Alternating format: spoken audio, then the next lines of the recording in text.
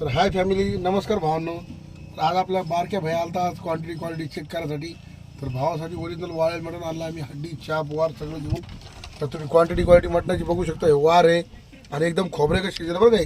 हे बोंबील झिंगा आपण कसा शिजतो मान दिली तसं त्या पद्धतीने आपण मटण शिजलेलं आहे. ओरिजिनल नॅचरल पद्धतीचं मटण खातो एक नंबर. तर आम्ही स्नॅक्समध्ये खाल्लेलं आहे काही आणि काही खा लागलो.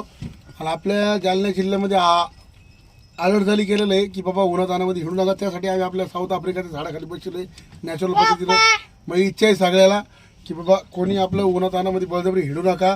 कोणाला प्यायची बी असेल तर चांगल्या क्वांटिटीची दारू प्या, थोडी लाईटली प्या, कम भावातली प्या. आपण गोरगरीब लोक आहे, जायंगे काम को तर खायंगे शाम को, असा विषय आपल्या घरी भावायचा.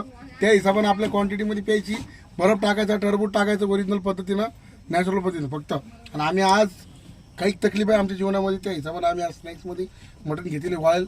उकड झालेली, त्यावर भाजी पण झालेली रस्यामध्ये, कमी रस्यामध्ये. तर ओरिजिनल रग्गील वागायचं आणि गावरान खायचं. नाच करतो का यावंच लागतंय. शेंगा झोडायचे नाही फक्त, काय शेंगा जोडायचे नाही. बाकी जाऊ द्या तुम्ही काय असो तुमच्या जीवनामध्ये, पण ओरिजिनल नॅचरल पद्धतीने जागा. पाण्याची बॉटल सोबत ठेवा, पाणी पित राहा. जीवनामध्ये काही असू द्या, पण आपलं उन्हाळ्यात टाईम आहे.